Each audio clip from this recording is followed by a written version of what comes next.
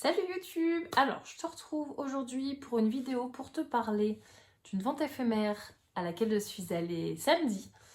Et je te raconte tout ça maintenant. Alors, pour revenir dans l'ordre des choses, pour remettre les choses dans l'ordre, ça a commencé sur Facebook. Il y a un petit mois, je pense, étant donné que l'algorithme a compris que j'aimais les plantes. J'ai reçu une notification pour une vente éphémère, ma plante, alors je connaissais pas du tout, qui avait lieu le samedi 4 mai, donc samedi dernier, au parc des expositions de La Roche-sur-Foron. Alors je me suis dit, c'est pas très loin, c'est parti. Et j'avais décidé de vous emmener avec moi. Sauf que, alors, dans les détails déjà, par rapport à l'annonce, la notification sur Facebook, fallait cliquer sur le petit lien qui renvoyait vers la page et en fait il fallait s'inscrire pour avoir sa place. Donc c'était une inscription gratuite, la place était gratuite et à la différence des ventes éphémères de plantes pour tous, il n'y avait pas de créneau horaire à sélectionner. Donc la vente avait lieu, c'était à partir de 10h. Et si je dis pas d'ânerie, il me semble que ça fermait à 17h, mais je veux pas trop m'avancer parce que j'ai pas de certitude, je sais plus, je me rappelle plus. La veille de la vente, donc vendredi, j'ai reçu un mail pour me rappeler la vente, comme si j'avais oublié, mais surtout en m'indiquant le plan du parc des expos pour trouver la vente. Donc ça c'est plutôt cool. Et en indiquant, c'était écrit littéralement premier arrivé, premier servi. J'avais prévu d'y aller pour l'ouverture, ça m'a conforté dans cette idée. Du coup, comment ça s'est passé? Alors moi, j'ai la chance, vraiment, vous allez comprendre pourquoi, d'arriver dans les premières. C'est-à-dire que je suis arrivée à -10, j'étais devant les grilles, pareil, mais du coup, quand on est arrivé au niveau de la vente, j'étais vraiment dans les premières. Je crois qu'il y avait 4 personnes avec moi, donc franchement, que du bonheur. Comment ça s'est passé? Donc c'était dans le parc des expos de La Roche-sur-Foron, c'était dans une partie qui était en extérieur, c'était pas à l'intérieur. Et en fait c'était sous forme de... Comment je peux appeler ça? Je sais pas comment ça s'appelle en fait ça faisait des racks en longueur et il y en avait 4 qui étaient du coup recto verso. Donc ça faisait 2 allées plus les extérieurs. Donc c'était pas mal pour le passage parce que du coup les allées étaient relativement larges pour qu'on puisse faire le tour. Donc moi j'ai commencé à faire mon petit tour, c'était ce que j'avais prévu pour récupérer les plantes qui me plaisaient. Moi dans ce genre de vente, ce que je fais c'est que je prends au fur et à mesure celles qui m'intéressent. Et une fois que j'ai réfléchi, je repose si jamais. Parce qu'en fait, je me suis très vite rendu compte que si je ne prends pas une plante parce que j'hésite, si je reviens sur ma décision et que je veux la prendre, eh ben elle n'y est plus forcément. Donc maintenant ce que je fais, c'est que je prends les plantes, clac clac clac, je mets tout dans mon sac. Ensuite, je réfléchis, est-ce que je garde, est-ce que je repose? Mais au moins, j'ai la possibilité de les prendre. Et après ça, je pensais filmer pour vous montrer du coup en image comment c'était. Sauf que j'ai fait donc mon petit tour avec ma sélection de plantes et quand je me suis retournée, un monde, mais je les ai pas vus arriver. J'ai pas compris. C'est vraiment, je me suis retournée, les 2 allées comme je vous expliquais, c'était bondé. C'est-à-dire que ça aurait été impossible que je vous fasse une vidéo sans qu'on voit de visage. Parce que vraiment, il y avait foule. Et je suis pas sûre que vous auriez vu les plantes tellement il y avait de monde devant. Enfin, au secours. Donc franchement, je suis trop contente d'y être allée pour l'ouverture. Parce que pour le coup, j'ai vraiment eu le choix. Sachant que c'est pas réapprovisionné dans la journée, puisque comme le disait le mail, premier arrivé, premier servi, donc en fait on a tout le matin qui est disposé et tout doit disparaître, donc ils en remettent pas.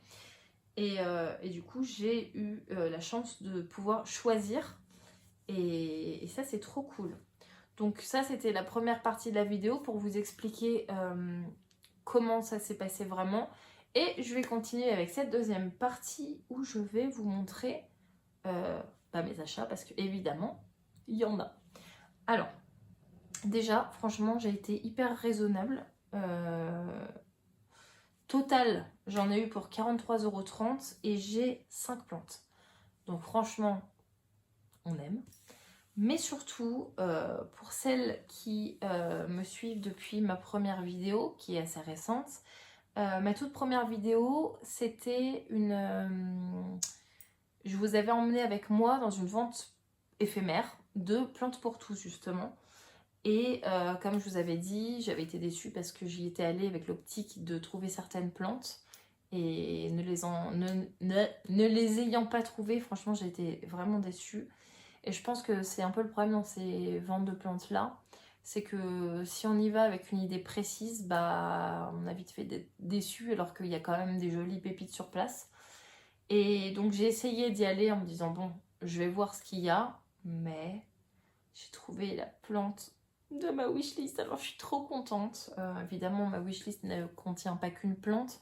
Mais celle-là, c'est vraiment une plante que j'avais l'optique de trouver dans ma première vente éphémère, ce qui n'a pas été le cas.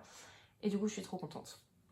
Alors, pareil, si vous avez vu ma deuxième vidéo, j'en parlais parce qu'après la vente éphémère de plantes pour tous, j'étais allée en jardinerie, donc c'était à côté d'Annecy, c'était l'enseigne Fleurs et Plantes du Lac. Moi, j'en ai un aussi, mais rien à voir. Celui de Epagny est incroyable.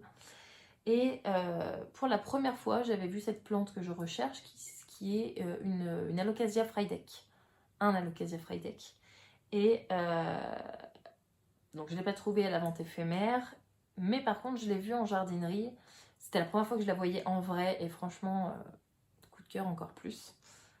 Et elle était à 40 € et j'ai hésité, j'ai pas pris, j'ai regretté. Voilà.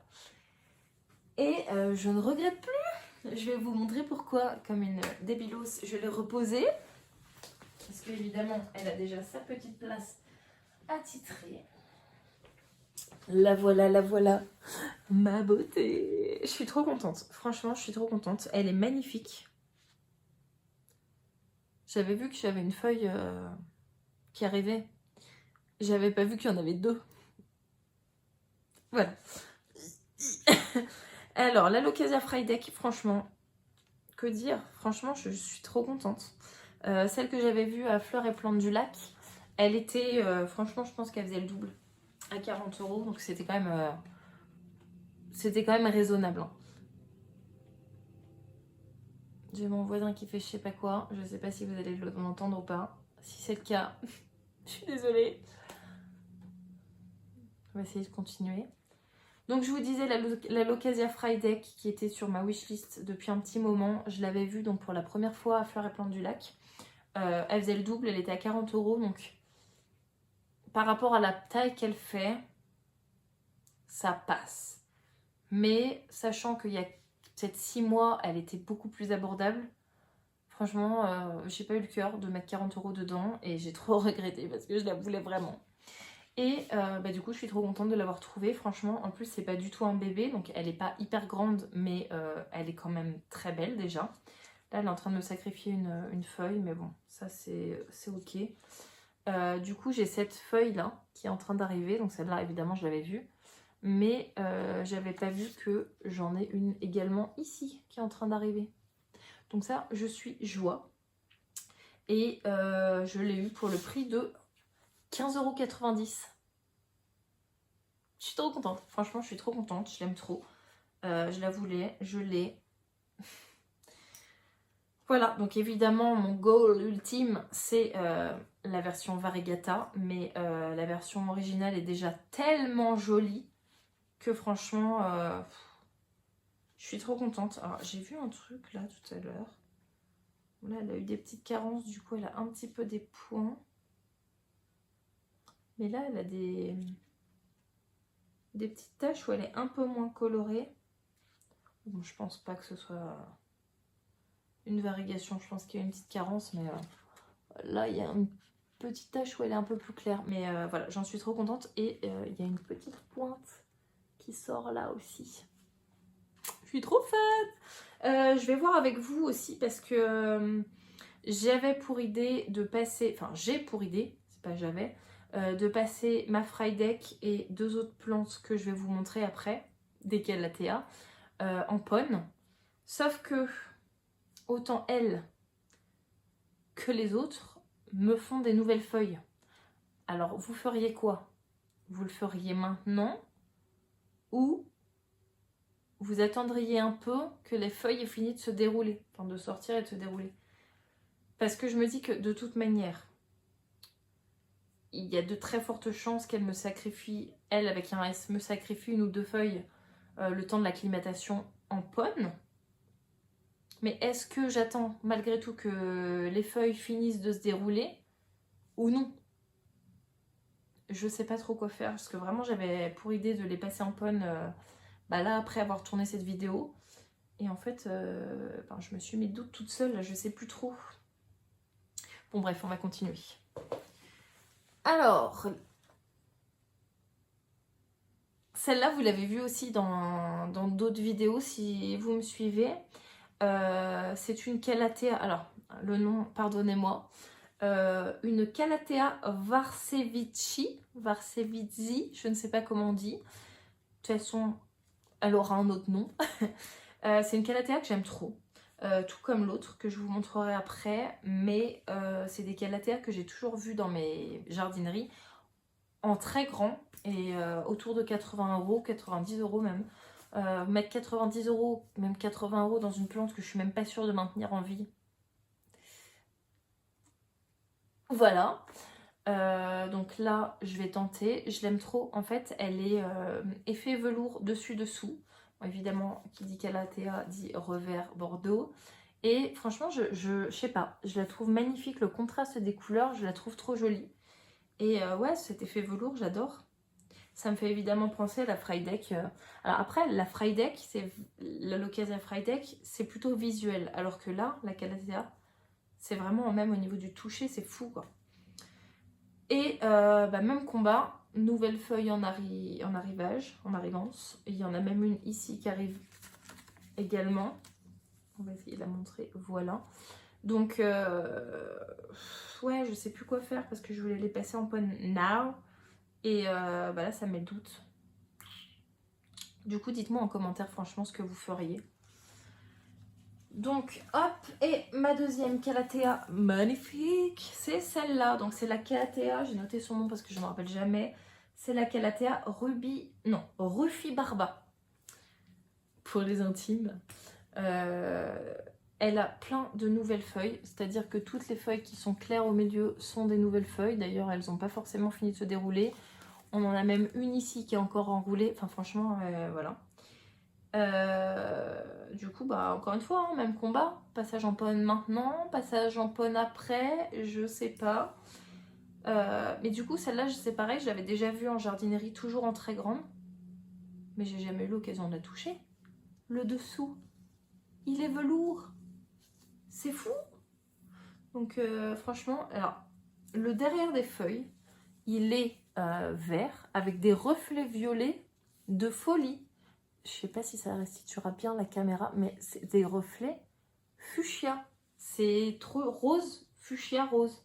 Trop beau. Franchement, elle est trop belle, je suis trop contente. Je vous ai pas dit le prix pour la Calathea non compliquée. Celle-là, je l'ai achetée pour 9,90 €.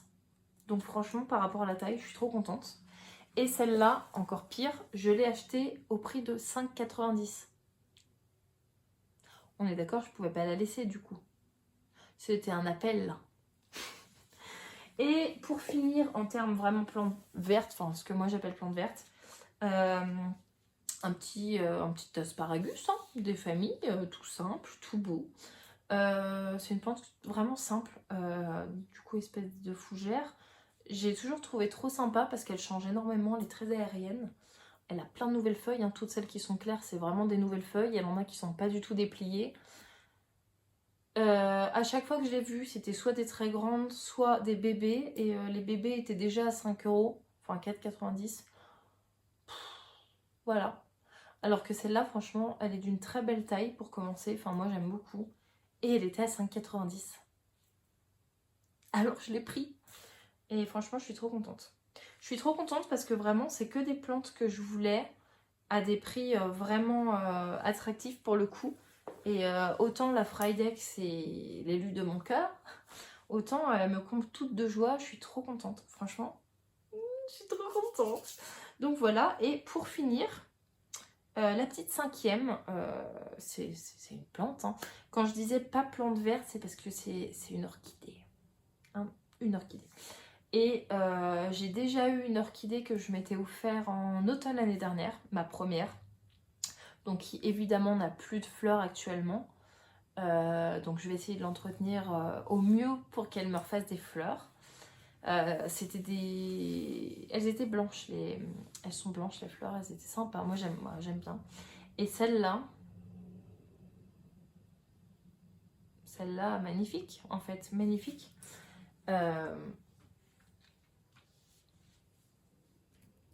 Est-ce qu'il y a d'autres mots que magnifique pour décrire ça? Je ne sais pas. En tout cas, cette petite merveille était au prix de 5,90 € également. Alors évidemment, je l'ai ramenée dans sa nouvelle maison. Du coup, je vais faire au mieux pour l'entretenir. Ce que je trouve trop chouette aussi, c'est que rien que les boutons, ils sont méga jolis en fait. Donc, j'ai craqué en fait. Voilà tout, voilà tout. Les racines, elle est gavée de racines, donc franchement trop bien. Je vois qu'elle commence à jaunir un peu. Je m'y connais pas du tout en orchidée. Je sais que quand les racines elles sont grises, c'est qu'elle a soif, et quand elles sont vertes, c'est qu'elle a pas soif. Mais quand ça jaunit, ça se passe comment? Elle est pas en train de mourir, hein? Non, en vrai, je me renseigne. J'ai vu des vidéos de Zaza qui parlait de ses orchidées. Je vais la re-regarder pour m'imprégner vraiment des conseils. Mais voilà, j'espère arriver à garder cette petite beauté en vie. Ça, je me fais pas trop de soucis. Mais surtout, arriver à la faire refleurir d'une année à l'autre. Ça serait trop bien. Donc voilà pour mes petites pépites. Je suis trop contente. Je suis trop contente. Voilà comment conclure cette vidéo. J'espère du coup que cette vidéo vous aura plu. C'était pas ce que je voulais à la base, parce que je voulais vraiment que vous ayez des images de la vente éphémère, mais ça n'a pas pu être le cas. Du coup, je me suis dit que vous faire un retour sur l'organisation, mon point de vue, et conclure avec un petit haul, ça pouvait être déjà pas mal. Ça change des vidéos précédentes que j'ai faites. Donc n'hésitez pas à me dire si ce genre de vidéo vous plaît aussi ou pas. Me dire ce que vous aimeriez voir. Et à me donner votre avis sur le fait de les rempoter maintenant, d'attendre un peu, sachant que du coup elles me font toutes des feuilles. C'est la panique. Non, en vrai, je pense que je vais les rempoter rapidement quand même. Mais ouais, je suis curieuse de voir votre avis par rapport à ça, parce que je sais pas. Je vous avoue que je sais pas trop. On sait que autant les Calla que les aloes sont des plantes un peu drama queen, que le pon c'est vraiment un substrat qui leur convient de fou. Donc j'aimerais vraiment les passer rapidement, mais je veux pas faire de bêtises. Et de toute manière, je vous ferai, je pense, une vidéo quand je les rempoterai, que je vous mettrai en ligne dès que possible. Voilà, et ben écoutez, je vous fais plein de bisous, je vous dis à très vite, et en attendant, portez-vous bien. Mouah.